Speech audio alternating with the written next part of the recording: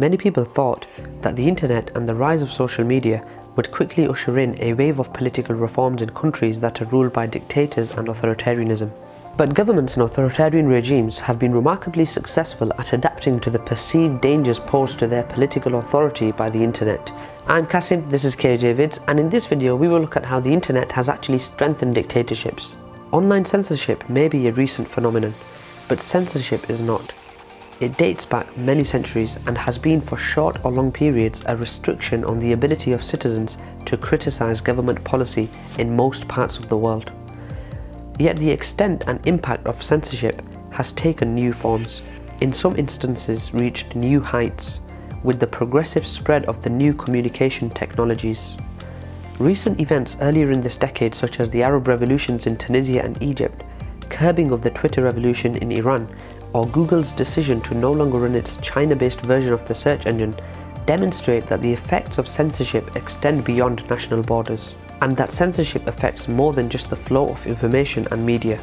Censorship and authoritarian control of the internet has a cascading effect impinging on national security, external relations with foreign powers, citizens' rights and e-commerce.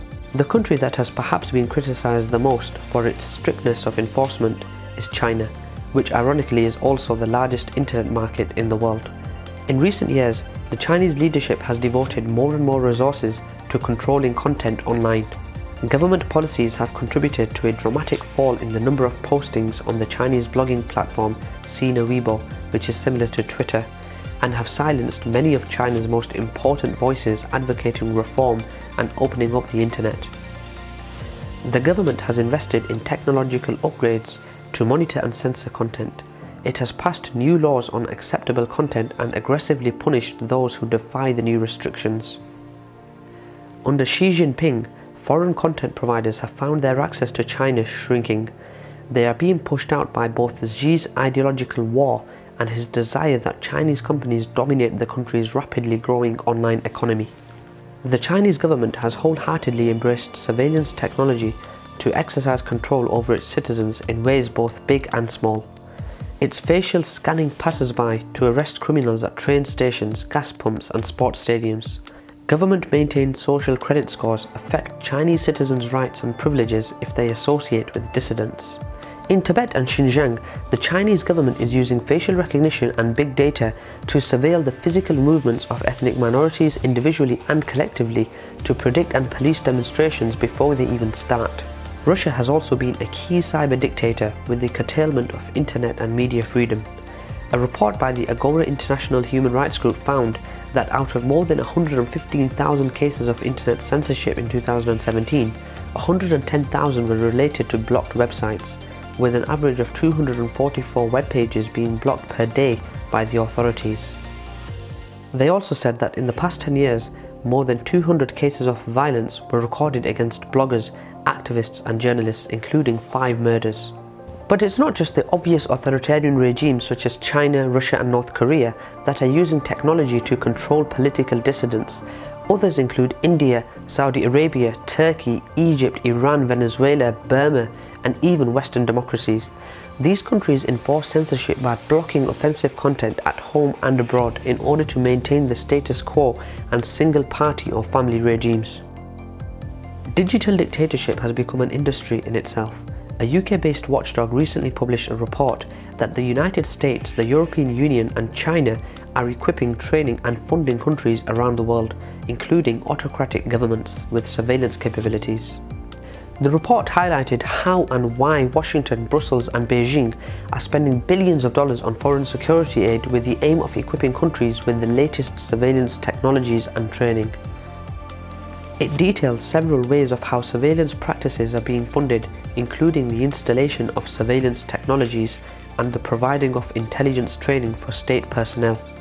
What we've found during this is that in most of these countries we've looked at, including authoritarian ones, the security institutions and surveillance capabilities are being supported by other governments, particularly ones which themselves have powerful surveillance agencies, either by being financed, trained or equipped by them.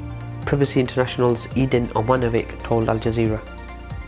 According to the report, the US has provided interrogation and digital surveillance training for personnel from countries like Djibouti, Egypt, the Philippines, Pakistan, Saudi Arabia and several others. They refuse to talk about what they make here, but we managed to track down a former employee who worked on the system, which BAE calls evident. You'd be able to intercept any internet traffic.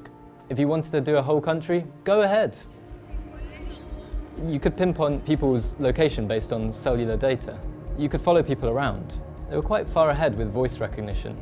They were capable of decrypting stuff as well.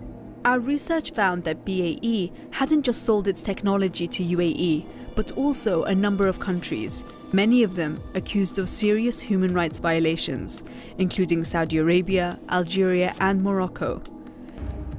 Well, once you have sold equipment to someone, they can probably do with it what they want. You take the case, for example, of an Arab country which wants to buy bulk cryptanalysis equipment, supposedly for its own law enforcement purpose. Now, suppose that they have embassies in London, in Washington, in Paris and in Berlin, right?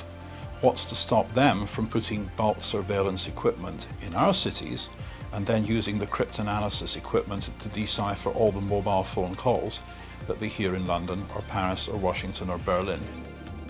The author of Sapiens, Yuval Harari, has gone further to argue that once we have algorithms that can understand better than I understand myself, they could predict my desires, manipulate my emotions, and even take decisions on my behalf. Harari said in his speech, "And if we are not careful, the outcome will be the rise of digital dictatorships."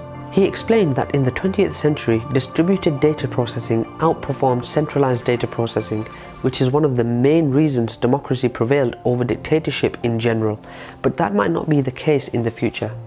In the 21st century, new technological revolutions, especially AI and machine learning, might swing the pendulum in the opposite direction.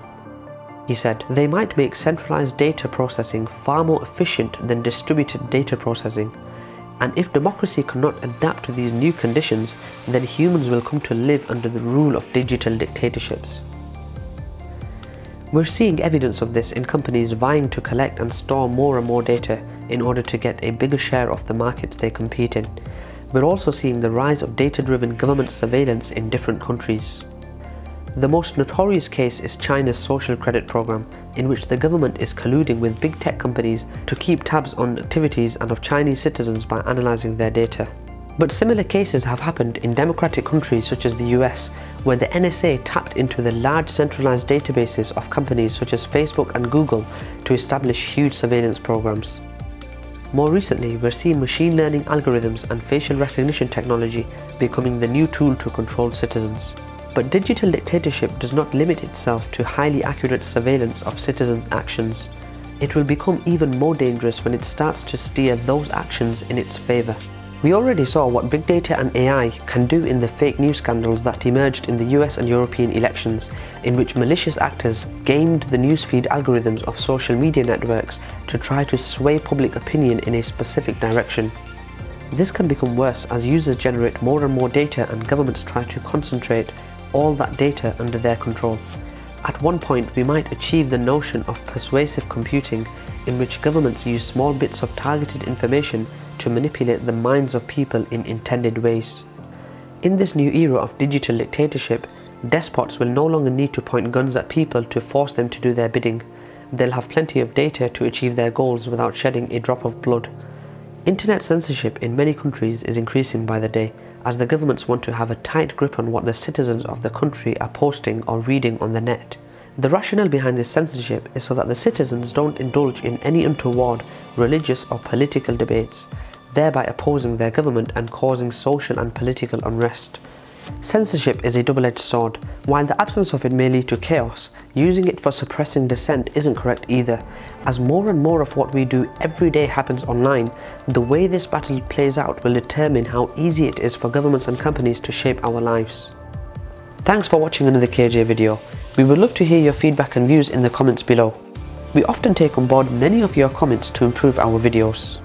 You can also support KJ Vids either by becoming a monthly Patreon or making a one-off donation on fundmypage.com. Your funds allow us to pay for quality research, licenses for music, pictures and videos, as well as video editing costs. With your support, we can remain financially independent, which allows us to present an unbiased view and a critical assessment of the actions and interests of world powers. The links to both of our crowdfunding pages are in the description. Finally, don't forget to subscribe to our YouTube channel and register for the alerts so you never miss our videos. Thanks again and see you next time.